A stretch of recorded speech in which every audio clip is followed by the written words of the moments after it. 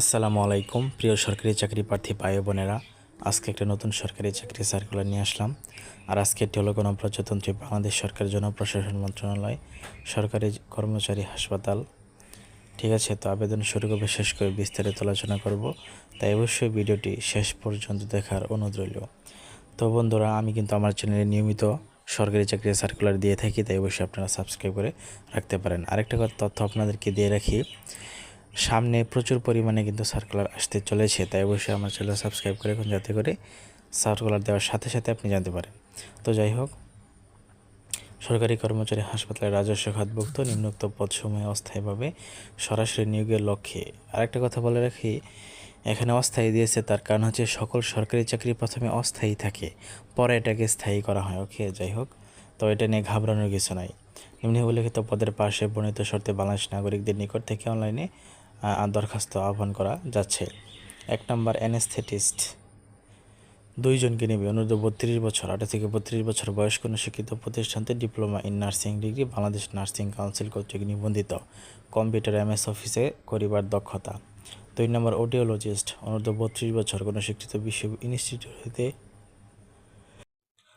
স্বীকৃত ইনস্টিটিউট হইতে অডিওলজি বিষয়ে ন্যূনতম 3 বছর মেয়াদী ডিপ্লোমা, কোনো স্বীকৃত হাসপাতাল অডিওলজি হিসেবে অনন্য 1 বছরের অভিজ্ঞতা। 3 নম্বর অকুপেশনাল থেরাপিস্ট, 4 জনকে নেবে। অনূর্ধ্ব 32 বছর, কোনো স্বীকৃত বিশ্ববিদ্যালয় বা প্রতিষ্ঠান হইতে অকুপেশনাল থেরাপি বিষয়ে স্নাতক বা সমানের ডিগ্রি, কোনো স্বীকৃত হাসপাতালে অকুপেশনাল থেরাপিস্ট হিসেবে 1 বছরের অভিজ্ঞতা, কম্পিউটার MS অফিস কাজ করিবার দক্ষতা। 4 নম্বর স্পিচ অ্যান্ড ল্যাঙ্গুয়েজ থেরাপি, 2 জনকে নেবে। অনূর্ধ্ব 32 বছর, কোনো স্বীকৃত ইনস্টিটিউট হইতে স্পিচ অ্যান্ড ল্যাঙ্গুয়েজ থেরাপি বিষয়ে 3 বছরের মেয়াদী ডিপ্লোমা ডিগ্রি, কম্পিউটার অফিস জানা থাকতে হবে। 5 নম্বর নিরাপত্তা কর্মকর্তা, 1 জনকে নেবে। সেনাবাহিনীর অবসরপ্রাপ্ত সার্জেন্ট। 6 নম্বর কম্পিউটার অপারেটর, 2 জনকে নেবে। অনূর্ধ্ব 32 বছর, কোনো স্বীকৃত বিশ্ববিদ্যালয় হতে বিজ্ঞান বিভাগে স্নাতক বা সমানের ডিগ্রি। ইংরেজি মুদ্রাক্ষরে কম্পিউটারে প্রতি মিনিটে বাংলায় 25 শব্দ এবং ইংরেজি 30 শব্দের গতিসহ সংশ্লিষ্ট বিষয়ে স্ট্যান্ডার্ড অ্যাপটিটিউড টেস্টে উত্তীর্ণ হতে হবে। 7 নম্বর এপিআই টেকনিশিয়ান নিবে 3 জনকে এবং কোনো স্বীকৃত বিশ্ববিদ্যালয় হতে অনন্য 2য় শ্রেণী বা সমানের CGPA সহ স্নাতক ডিগ্রি, কোনো স্বীকৃত হাসপাতালে এপিআই টেকনিশিয়ান হিসেবে 1 বছর কাজের অভিজ্ঞতা। 8 নম্বর হিসাবরক্ষক, 1 জনকে নিবে। কোনো স্বীকৃত বিশ্ববিদ্যালয় হইতে ব্যবসা শিক্ষায় অনন্য 2য় শ্রেণী বা সমানের CGPA সহ স্নাতক ডিগ্রি, কম্পিউটার MS অফিসে কাজ করিবার দক্ষতা। ষাটলিপিতে সর্বনিম্ন গতি প্রতি মিনিটে বাংলা 80 ও ইংরেজি 50 শব্দ, কম্পিউটার মুদ্রাক্ষরক সর্বনিম্ন গতি বাংলা 30 এবং ইংরেজি 25 শব্দ। তারপর 9 নম্বর আছে আপনার সহকারী লাইব্রেরিয়ান, 1 জনকে নেবে। 32 বছর সর্বোচ্চ, কোনো স্বীকৃত বিশ্ববিদ্যালয় হইতে অনন্য 2য় শ্রেণী বা সমানের CGPA সহ গ্রন্থাগার বিজ্ঞান বা গ্রন্থাগার তথ্য বিজ্ঞান বিষয়ে স্নাতক বা সমানের ডিগ্রি। ওকে, তারপর আছে 10 নম্বর অফিস সহায়ক, সবচেয়ে বেশি পদ, 14 জনকে নেবে। অনূর্ধ্ব 32 বছর, কোনো স্বীকৃত বোর্ড হইতে অনন্য GPA 2.50 সহ SSC পাস হলেই হবে। 2 নম্বর, তারপর আমাদের আবেদন ফর্ম পূরণ এবং পরীক্ষা অংশগ্রহণের ক্ষেত্রে কিছু নিয়মাবলী এখানে দেওয়া আছে।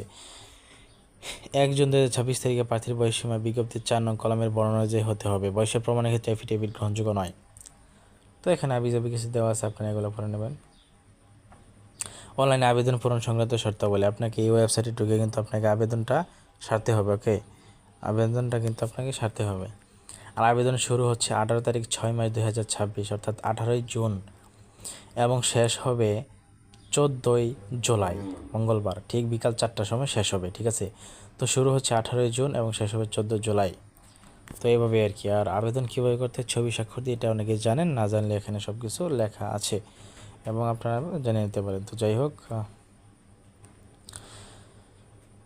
তারপর আপনার মৌখিক পরীক্ষার সময় কাগজপত্র লাগে, কী কী কাগজপত্র লাগে এটা আপনারা জানেন। ঠিক আছে, এরপরেও দেখি আমি বলে দেব।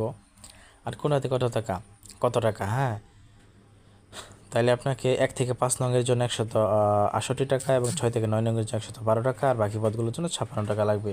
আর আবেদন কীভাবে করেন বিস্তারিত এখানে দেওয়া আছে। ঠিক আছে, তো বন্ধুরা, এই ছিল যোগ্যতা যাচাই, মানে কী কাগজপত্র লাগে এটা আপনারা জানেননি। এরপর আমি একটু বলে দিচ্ছি আপনাদেরকে, 4টি সনদ, নাগরিকত্ব সনদ, নিজের ID কার্ডের ফটোকপি, সত্যায়িত ভাইবার সময় শুধুমাত্র লাগবে এটা।